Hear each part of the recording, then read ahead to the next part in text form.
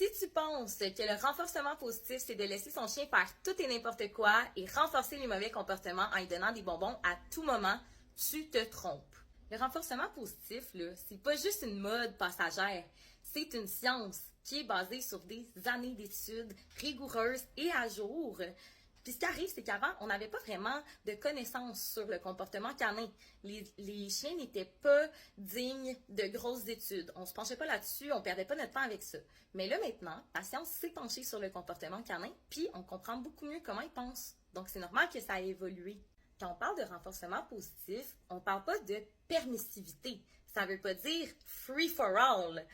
On vise plutôt avec le renforcement positif à encourager les comportements qu'on aime pour que le chien puisse les répéter dans la motivation et parce qu'il en a envie et non parce qu'il essaie d'échapper à un aversif ou parce qu'il a peur. Par le fait même, on vise à travailler sur l'émotion qui est derrière le comportement problématique pour que le comportement n'occure plus. Ce n'est pas vrai que le renforcement positif convient juste aux chiens dociles et qu'on ne peut pas régler les problèmes d'agressivité, de réactivité, de prédation avec le renforcement positif. C'est juste qu'il y a une technique pour le faire, il faut savoir comment bien le faire. C'est un mythe de penser qu'on doit exercer notre dominance, jouer à l'alpha, au chef de meute, avec un chien qui a peur. Si ton chien est agressif et réactif, c'est parce qu'il y a un inconfort en quelque part derrière ça. Si on vient utiliser des méthodes utilisant la force et la dominance, ben dans ce cas-là, on peut venir aggraver la situation et puis nuire à notre relation humain-chien. On veut pas ça. Avec le renforcement positif, on ne vise pas à contrôler tous les faits et gestes du chien.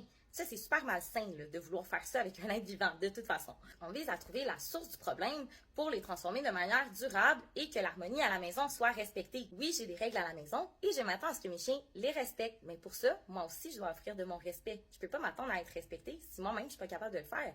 Ton chien, ce qu'il a besoin pour apprendre, c'est d'un guide et de la motivation. Pas d'un patron qui va s'attendre à ce que son chien l'écoute au doigt et à l'œil sans rien offrir en retour parce que lui-même, il a des problèmes personnels à régler. On cherche une relation de confiance, d'amour, de bienveillance et de bonheur avec son chien. C'est ça qu'on veut.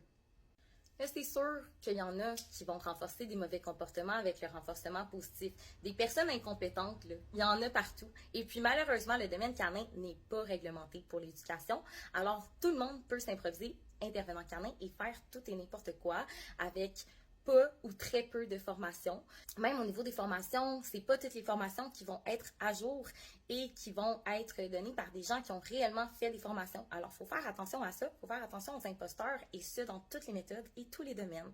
Mais de dire que le renforcement positif ne fonctionne pas, de croire que c'est juste de laisser son chien faire tout et n'importe quoi, de donner des gâteries à profusion, de toujours le surstimuler, ben c'est pas ça. C'est pas ça du tout. Il y a des méthodes, il y a des techniques, il y a une théorie derrière ça, il y a de la science et puis c'est des études. Être éducateur en comportement canin, on peut pas juste décider qu'on connaît les chiens et puis qu'on sait quoi faire.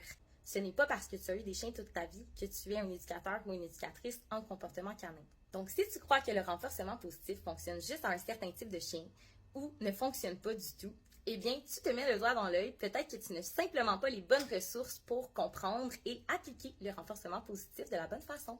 Et c'est correct, on ne peut pas tout savoir, mais moi, je suis là pour t'aider et t'aider à comprendre ton animal. Donc, si tu veux me contacter, ça va me faire plaisir.